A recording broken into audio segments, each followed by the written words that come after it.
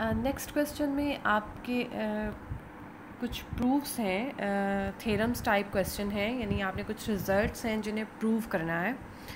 तो उसके लिए आपने दो मैट्रिसेस सपोज किए ए एंड बी, और ये मैट्रिसेस ओवर सी हैं, मतलब कॉम्प्लेक्स नंबर्स के मैट्रिसेस हैं। इसके जो एलिमेंट्स हैं वो कॉम्प्लेक्स नंबर के एलिमेंट्स हैं। अगर ऐसा है तो A matrix can be written as A I J plus iota alpha I j. इससे कंफ्यूज होने की ज़रूरत नहीं है, सिर्फ इसमें ये शो कर रहा है कि ए के जो एलिमेंट्स हैं वो कॉम्प्लेक्स नंबर्स हैं। अगर कॉम्प्लेक्स नंबर हैं तो कॉम्प्लेक्स नंबर किस फॉर्म में लिखते हैं? ए प्लस आयोटा बी की फॉर्म में ना। तो मैट्रिक्स के जो एलिमेंट्स हैं उसको किस फॉर्म में लिखा जाता है? ए आई जे की फॉर्म में। तो बस दैट्स इट, यानी ए आई जे को आपने क्या लिख लिया? ए आई जे प्लस आयोटा अल्फ़ा आई जे। ये एक एलिमेंट है ए का, और इसी तरह के इसके सारे एलिमेंट्स होंगे। तो बी भी एक मैट्रिक्स है ओवर सी, तो बी को भी इस तरह से लिख दिया। और के एक कॉम्प्लेक्स नंबर है which is equal to P plus iota Q. ये दो कॉम्प्लेक्स मैट्रिसेस हैं कॉम्प्लेक्स नंबर्स के, और जो के है एक कॉम्प्लेक्स नंबर है। अब पहला इसका पार्ट ये है टू प्रूव ए कॉन्जुगेट का कॉन्जुगेट इज़ इक्वल टू ए। ये पहले एज अ रिज़ल्ट हम यूज़ कर रहे थे, अब हम प्रूव करेंगे इसको प्रूव करने के लिए कंसिडर ए कॉन्जुगेट। तो ए किसके इक्वल था? ए आई जे प्लस आयोटा अल्फ़ा आई जे। जब हम कॉन्जुगेट ले लेंगे तो माइनस आयोटा अल्फ़ा आई जे आ जाएगा, ठीक है। अब इसके कॉन्जुगेट का कॉन्जुगेट लिया, फिर आयोटा वाला जो टर्म है इमेजनरी नंबर वाली टर्म, इमेजनरी पार्ट जो है इसका, उसका साइन चेंज होगा, and it is equal to A I J plus iota alpha I J. Prove हो गया, यानी ए कॉन्जुगेट का conjugate is equal to A. Second number पे है के ए कॉन्जुगेट, मतलब के एक कॉम्प्लेक्स नंबर और ए एक कॉम्प्लेक्स नंबर्स का मैट्रिक्स। अगर इन दोनों का कॉन्जुगेट ले लें तो इट इज़ इक्वल टू के कॉन्जुगेट एंड ए कॉन्जुगेट। अब ये प्रूव करने के लिए हम क्या करेंगे? के और ए को लिख लिया आपने। अच्छा, किसी स्केलर क्वांटिटी को अगर हम किसी मैट्रिक्स के साथ मल्टीप्लाई करते हैं तो वो उसके हर एलिमेंट के साथ मल्टीप्लाई होती है, ऐसा ही है ना। तो p प्लस आयोटा q जो है वो a के हर एलिमेंट के साथ जब मल्टीप्लाई हो जाएगा तो आपके पास ये के a के एलिमेंट्स इस फॉर्म में आ जाएंगे, p plus iota q into A I J plus iota alpha I j. अब इसका अगर हम कॉन्जुगेट ले लेंगे तो इमेजनरी पार्ट का साइन चेंज हो जाएगा, ठीक है। तो ये आपका किसके इक्वल आ जाएगा? p minus iota q into A I J minus iota alpha I J.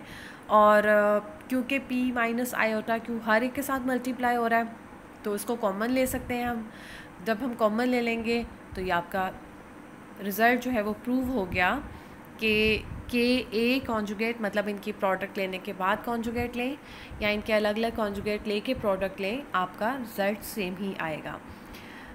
Third part है आपके क्वेश्चन का, A plus B conjugate is equal to A conjugate plus B conjugate. इसी तरह इसको भी प्रूव करना है। ए को आपने कंसिडर किया ए प्लस बी। अब ए प्लस बी के एलिमेंट्स कैसे होंगे? कॉरस्पॉन्डिंग एलिमेंट्स ऐड होते हैं, ऐसा ही है। तो हम ए प्लस बी मैट्रिक्स के एलिमेंट्स इस तरह के होंगे, A I J plus iota alpha I J plus B I J plus iota beta I j, ठीक है। आप क्योंकि कॉन्जुगेट लेना है तो आप अलग अलग करके नहीं लिखेंगे, क्योंकि बाद में हमने इसको फिर दोबारा अलग करना पड़ेगा, यानी आयोटा वाली टर्म्स हम अलग नहीं करेंगे, इसको एज इट इज़ ही रहने देंगे। अगर जब आप इसका कॉन्जुगेट लेंगे दोनों साइड्स पे तो ए प्लस बी के ऊपर कॉन्जुगेट आ जाएगा और आयोटा वाली टर्म्स का साइन चेंज हो जाएगा। ये देखें नेक्स्ट में ए प्लस बी का conjugate is equal to A I J minus iota alpha I J plus B I J minus iota beta I J. And ये मैट्रिसेस का सम है, हर एलिमेंट जो है वो इस तरह से लिखा हुआ है, इनको अलग अलग करके भी लिखा जा सकता है। And it is equal to A conjugate plus B conjugate. Prove हो गया। और फोर्थ पार्ट है ए बी कॉन्जुगेट, यानी प्रोडक्ट का कॉन्जुगेट लें या अलग अलग लें। इसको प्रूव करने के लिए क्या करेंगे आप? ए लिया, कंसिडर किया, उसका कॉन्जुगेट ले लिया आपने।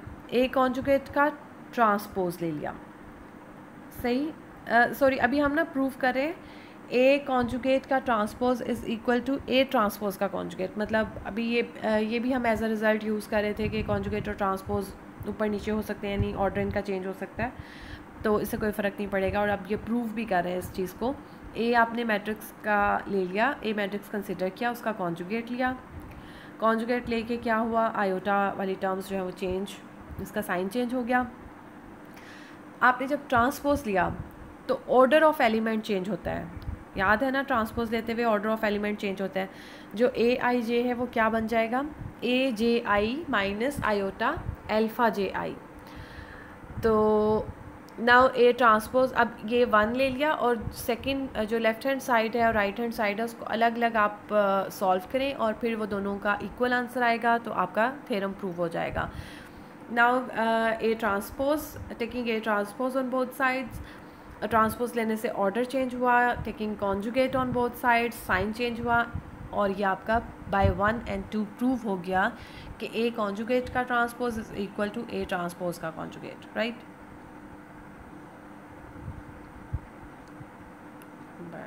चले जी, ठीक हो गया। नेक्स्ट क्वेश्चन क्या है, if A is matrix over the field of real numbers. अब पहले कॉम्प्लेक्स नंबर की बात हो रही थी, अब रियल नंबर्स की फील्ड है, यानी रियल नंबर्स हैं इसके entities, and A transpose is equal to 0, show that A is equal to 0।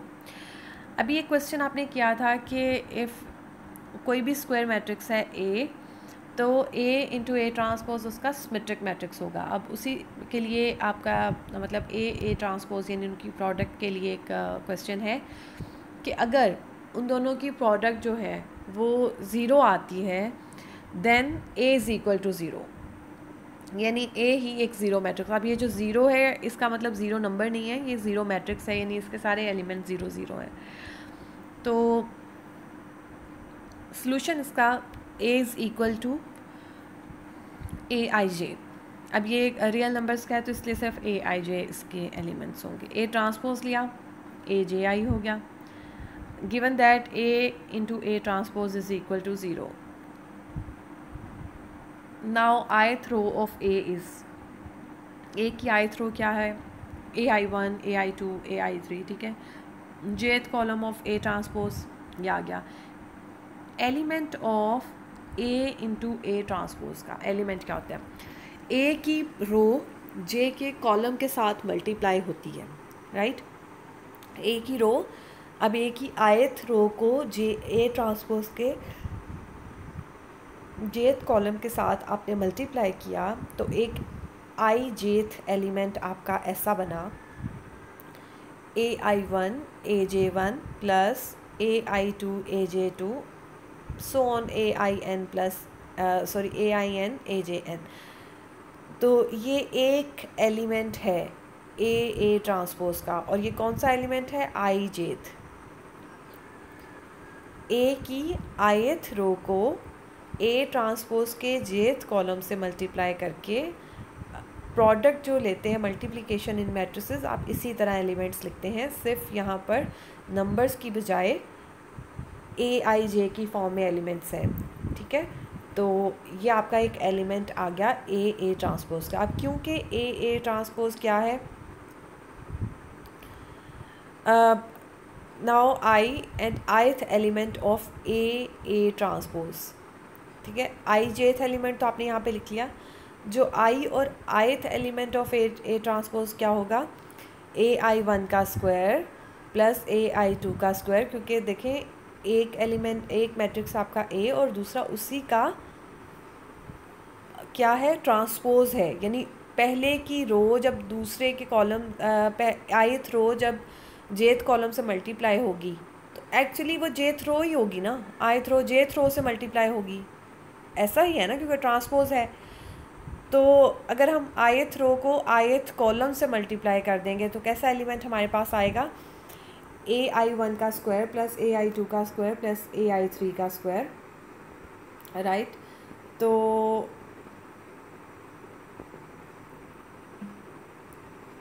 हाँ जी, अब हमने ऊपर सपोज किया था कि ए ट्रांसपोज जो है वो एक ज़ीरो मैट्रिक्स है, यानी ए ट्रांसपोज अगर ज़ीरो मैट्रिक्स है तो इसका मतलब उसका हर एलिमेंट ज़ीरो है, तो ये एलिमेंट भी ज़ीरो ही होगा।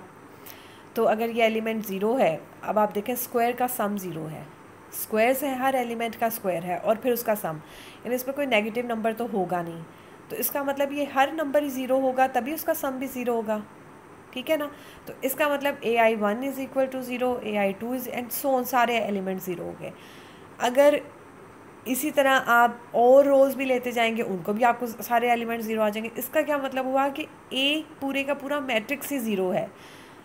अगर ए पूरे का पूरा मैट्रिक्स ज़ीरो होगा तभी उसकी प्रोडक्ट जो है उसकी और उसके ट्रांसपोज की वो ज़ीरो मैट्रिक्स के इक्वल आएगी, अदरवाइज़ कभी भी नहीं आ सकती। ये एक्चुअली ये प्रूव करे थे। और ये साथ ये जो मैं आपको समझाने की कोशिश कर रही थी कि ए और ए के ट्रांसपोज को जब मल्टीप्लाई करते हैं तो कैसे एलिमेंट्स बनते हैं, ये एक्सप्लेन किया गया है। होपफुली आपको समझ आ गया होगा।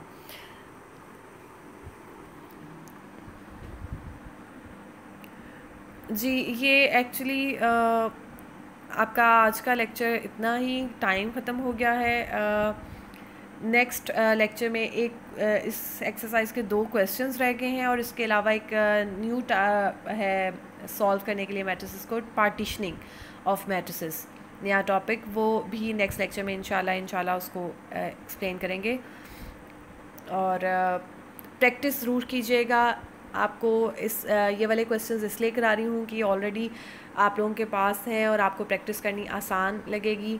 साथ साथ मैं बार बार बताती चलूँ, जो रेकमेंडेड बुक्स हैं उसको भी हम साथ साथ फॉलो कर रहे हैं, ठीक है।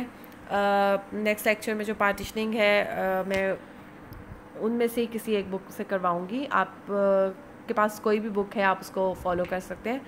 और ओके जी, thank you so much. Allah हाफ़िज़, अपना ख्याल रखिएगा।